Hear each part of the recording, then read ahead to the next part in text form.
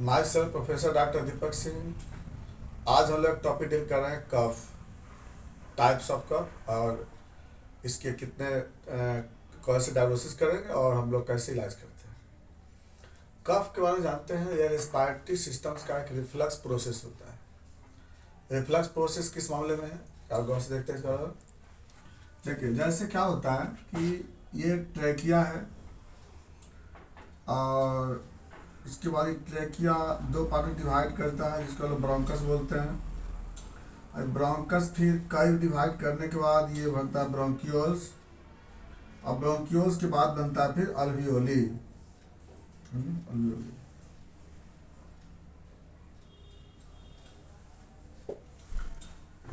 यहाँ पे रिब्स है, ये कोस्टल मसल्स है। यहाँ पे कोस्टल मसल्स, यहाँ पे डायफ्राम है, ये डायफ्राम, ये थोरेसिक वाल है ये, और यहाँ पर थैलमस ब्रेन का पार्ट है ये, थैलमस। और यहाँ पे होता है मेडुला ऑब्लोंगाटा, मेडुला ऑब्लोंगाटा, ये हो गया ब्रेन के पार्ट हो गए ये। यहीं से इम्पल्स आता है, नर्व इम्पल्स जो डायफ्राम की आता है यहाँ पे, और यहाँ से इम्पल्स आते हैं आपको कोस्टल मसल्स के लिए। पूरे रेस्पिरेटरी पैसेज में कुछ रिसेप्टर होते हैं, जो रिसेप्टर्स इस पैसेज को मेंटेन रखता है।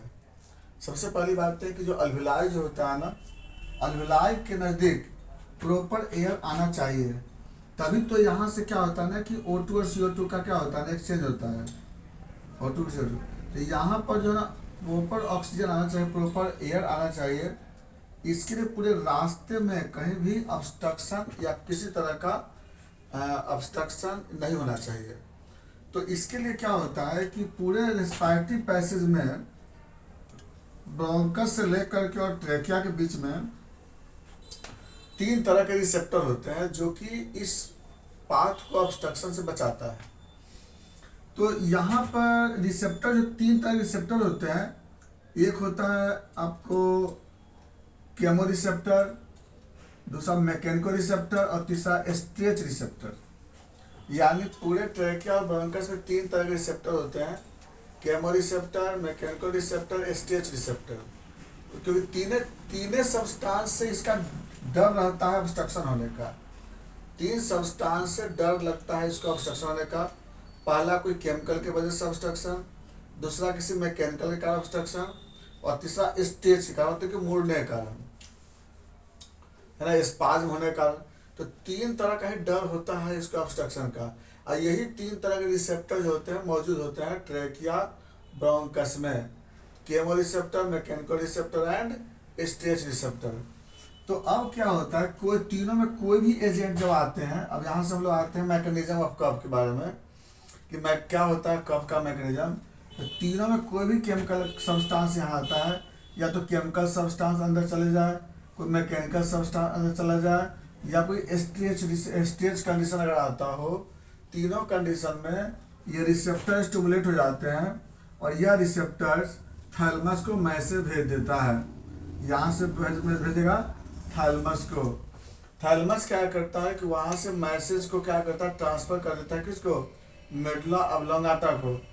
तो जब मेडुला ऑब्लोंगाटा मैसेज भेजता है, तो ये क्या करता है कि यह ट्रैकिया में या लंग्स में बहुत ज़्यादा अमाउंट में एयर को भर लेता है। यह इम्पल्स आता है कोस्टल मसल्स पे, यह इम्पल्स आता है फेनिक नर्व, फेनिक मसल्स पे, डायफ्राम पे, और आने के बाद क्या करता है कि यहाँ पर इन दोनों को फैला देता है, जिसके कारण इसमें हवा जो होता है ज़्यादा भर जाता है। तो यहाँ पर क्या किया जाता है, पहले क्या होता है, 3 फेज होते हैं कफ में। एक होता है इंस्पायरेशन होता है, इंस्पायरेशन में क्या होता है ना कि ज़्यादा अमाउंट में क्या किया जाता है, हवा को भर लिया जाता है। तो हवा जब ज़्यादा अमाउंट में भर लेता है यहाँ पे, तो अब हवा भरने के बाद क्या होता है कि दूसरा प्रोसेस में क्या होता है, यहाँ पर प्रेशर जनरेट होता है।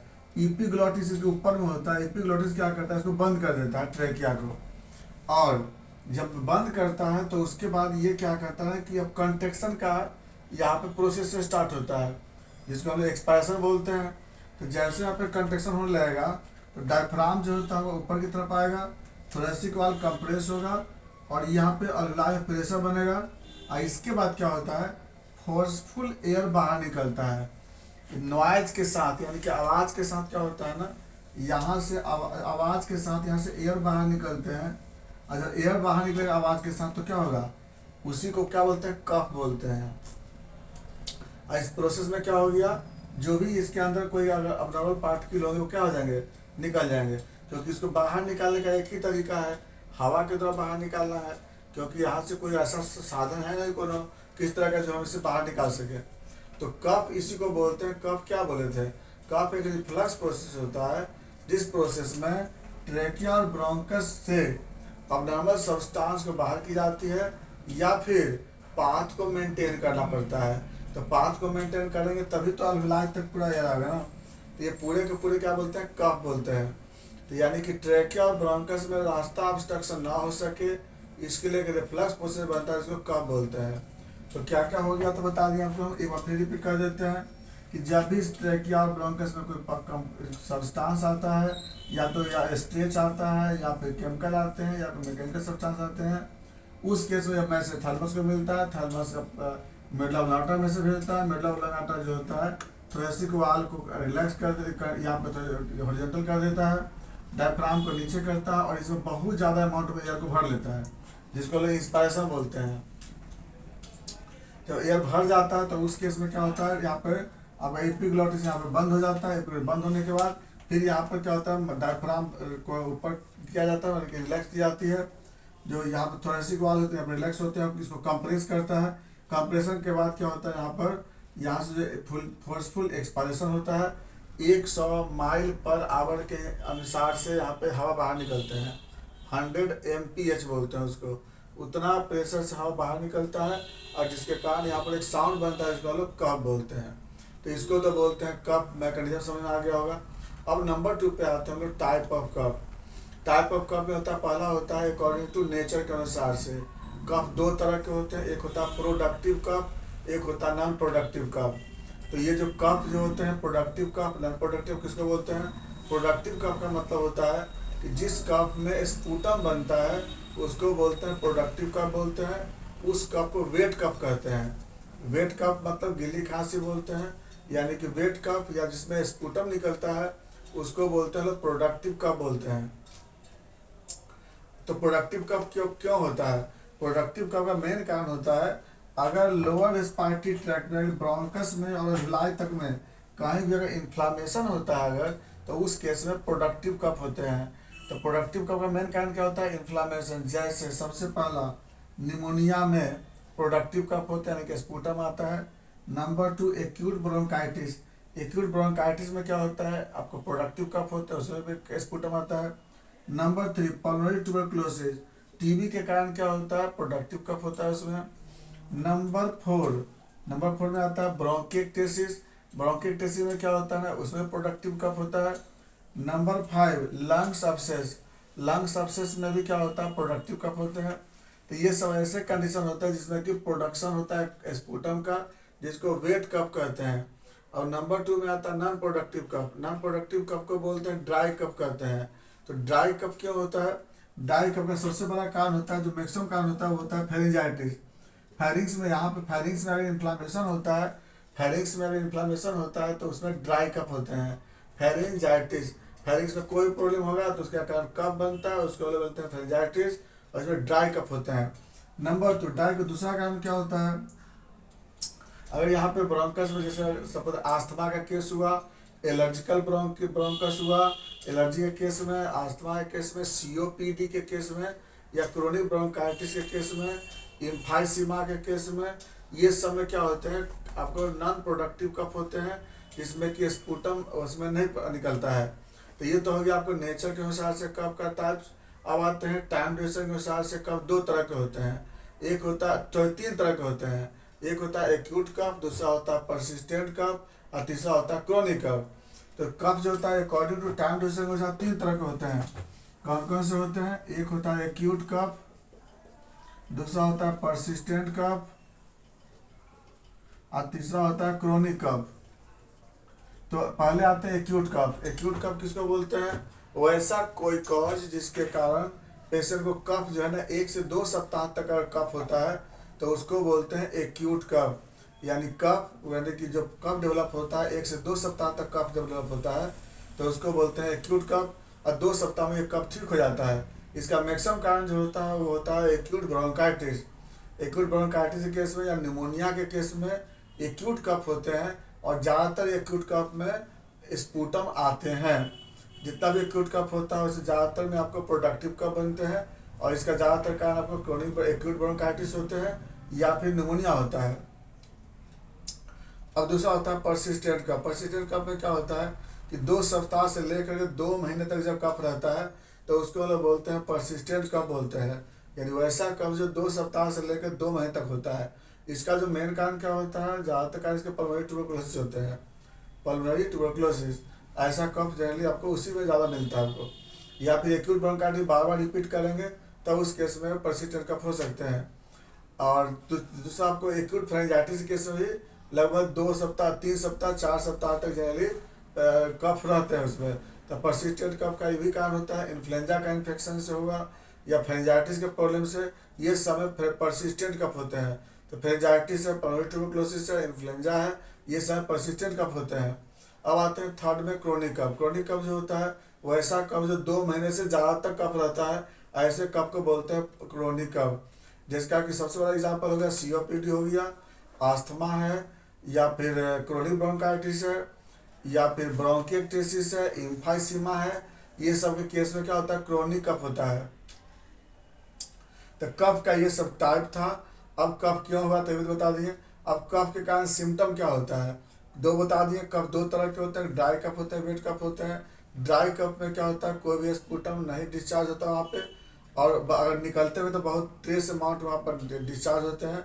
ज़्यादातर ड्राई कफ में क्या होता है ना कि ब्लड के पास करने का चांसेस होता है। दूसरा होता है आपको वेट कफ। वेट कफ जो होता है जिसमें कि ना प्रोडक्टिव कफ बोलते हैं, इसमें क्या होता है वेट कफ में कि स्पूटम डिस्चार्ज होते हैं, और इसके साथ साथ पेशेंट को इरिटेशन होता है, थ्रोट में भी इरिटेशन होता है, उसको चेस्ट पेन होता है, जहाँ पे उसको कफ कॉज हुआ ना वहाँ पे पेन होता है। तो कफ का मेन सिम्टम ये होता है, इरिटेशन हो गया, हैवीनेस हो गया, सफोकेशन होता है। अब नंबर इरिटेशन है तो उसका लॉस ऑफ स्लीप, यानी उसको नींद नहीं आता जनरली। और रात में जिस वाली कफ आएगा तो क्यों नींद नहीं आएगा। कुछ कफ ऐसे होते हैं कि रात में जनरली कफ आता है उसको। तो इस केस में क्या होता है, पेशेंट को दिक्कत होती है। तो ये सब का आप समझ गए इसके बारे में। अब आते हैं बात हो लोग इसके कॉम्प्लिकेशन में। कफ का कॉम्प्लिकेशन यह होता है कि लंबे समय तक कफ रहने के कारण हो सकता है कि आपको थ्रोट में इरोजन हो जाए, तो वहाँ से ब्लीडिंग हो सकती है, और लंबे समय तक कफ के कारण ब्रोंकिएक्टेसिस हो सकते हैं या एम्फाइसीमा हो सकते हैं लंग्स में। दूसरी तरफ लंबे समय खांसी रहने के कारण हर्निया होने के चांस हो सकते हैं, और हर्निया है, जेनाइटल प्रोलैप्स है, ये सब होते हैं क्योंकि प्रेशर बनता है ना कफ के कारण। तो कफ जो होता है वो सही नहीं है। कफ के कारण जो होते हैं रिस्पायरेटरी ट्रैक्ट में भी प्रॉब्लम आते हैं, और साथ साथ आपको बॉडी में अब्डोमिनल में प्रॉब्लम आता है। अब्डोमिनल में बता दिया आपको कि हर्निया वगैरह होने की टेंडेंसी बढ़ सकता है। तो ये तो कफ हो गया। अब बात करते हैं हम लोग की इन्वेस्टिगेशन। अगर किसी को कफ आ रहा है तो हम लोग कौन कौन सी जाँच करते हैं। देखिए, सबसे पहले तो हम लोग टाइम ड्यूरेशन के अनुसार से निकाल सकते हैं, नेचर के अनुसार से पता लगा सकते हैं। लेकिन फिर भी अगर कफ का पेशेंट आता है तो सबसे पहले क्या करते हैं, चेस्ट एक्सरे कराते हैं। चेस्ट एक्सरे PA व्यू करा के देख सकते हैं, या अगर बच्चा है तो फिर FV करा सकते हैं। तो यह एक्सरे में लोग पता लग जाता है कि कहीं पे कौन सा इन्फेक्शन है। तो इन्फेक्शन के बारे में हम लोग कुछ आइडिया लग सकता है, कहाँ इरप्शन है, तो एक्सरे में पता लग जाता है। जैसे TB अगर होगा तो ट्यूबरकल पैच मिलेंगे एक्सरे प्लेट पे।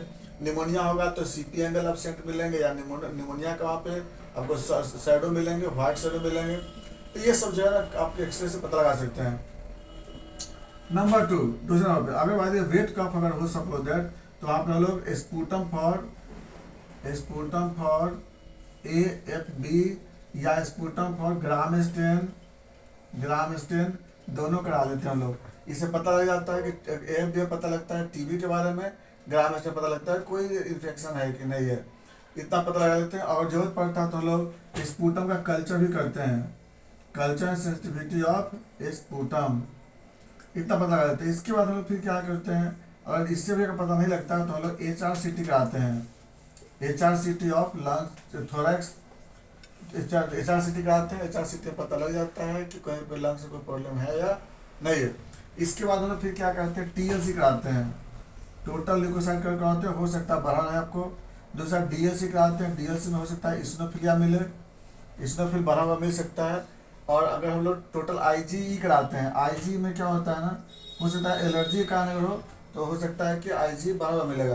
तो स्पुटम का क्यों कफ हो रहा है, कफ का ये सब कारण से हम लोग पता लगा सकते हैं। अब आते हैं ट्रीटमेंट। अब वाले क्या ट्रीटमेंट करते हैं, कफ किसी को है तो क्या क्या कर सकते हैं। सबसे पहला कि हम लोग पेशेंट को पोस्चर मेंटेन कर सकते हैं, तो कुछ ऐसा पोस्चर में पेशेंट को खांसी ज़्यादा होता है, तो जब भी खांसी अगर हो तो पोस्चर को चेंज करवाना जरूरी है। जो उस पोस्चर में खांसी ज़्यादा होता है ना, उसको पोस्चर को क्या करते हैं, वहाँ पर चेंज करवाते हैं। नंबर 2, वहाँ पर हम लोग स्टीम इनहेलेशन करा सकते हैं पेशेंट को। स्टीम इनहेलेशन से क्या होता है कि रिफ्लक्स का प्रोसेस कम हो जाते हैं, तो यहाँ पर हम लोग स्टीम इनहेलेशन कराते हैं। इसका जरूरत पड़ता है तो निमुलाइजेशन भी करा सकते हैं, क्योंकि उससे क्या होता है कि जो रिसेप्टर ज़्यादा स्टिमुलेट कर गए हैं वो रिसेप्टर क्या होते हैं वहाँ पे भी नॉर्मल हो जाते हैं। तो ये सब हम लोग करा सकते हैं, और बाकी अकॉर्डिंग टू कॉज के अनुसार हम लोग उसका ट्रीटमेंट करते हैं। अब आते हैं इसके होम्योपैथी ड्रग्स। देखिए ड्राई कफ है तो उसमें ज़्यादातर लोग क्या क्या दवा चला देते हैं, जैसे हम लोग ड्राई कफ में ज़्यादातर लोग स्पाइडोस्पर्मा यूज करते हैं, या फिर हम लोग एस्मेगा यूज करते हैं। देखो वो तो डिपेंड करता है मुझे इसमें डोज जब भी सेलेक्ट करते हैं टाइप्स अकॉर्डिंग टू कॉज का, ये सिविलिटी के अनुसार से हम लोग इसमें सेलेक्ट करते हैं। इसके बाद अगर बाय द वे वोमिटिंग हो जा रहा हो कफ के साथ तो आप मतलब इपिकाक यूज़ करते हैं। अगर चेस्ट कफ के साथ अगर दर्द ज़्यादा हो तो वहाँ पे हम लोग हिपरसल भी यूज़ करते हैं। और अगर ड्राई कफ अगर हो रहा हो तो वहाँ पे हम लोग ब्राउनिया यूज़ करते हैं हम लोग, और ज़्यादा अगर थ्रोट में इरिटेशन हो रही हो तो। और उसके साथ साथ जस्टिसिया भी है, ये मतलब चीज़ होते हैं। उसके बाद ये फिर उसके बाद हम लोग कई तरह के और भी हैं, जैसे स्पॉन्जिया है, स्पॉन्जिया टोस्टा भी यूज़ करते हैं जरूरत के हिसाब से। तो कफ का कई ऐसे कारण बनते हैं, और अलग अलग कॉज के अनुसार इसका अलग दवा चलता है। इसमें अगर कफ का कंडीशन पे हम लोग दवा का सेलेक्ट करते हैं, किस दवा का किस टाइप का हमको दवा को यूज़ करना है। तो ये था आपको कफ का थ्योरी। बाकी बातें चलेंगे नेक्स्ट वीडियो में। Thanks for watching.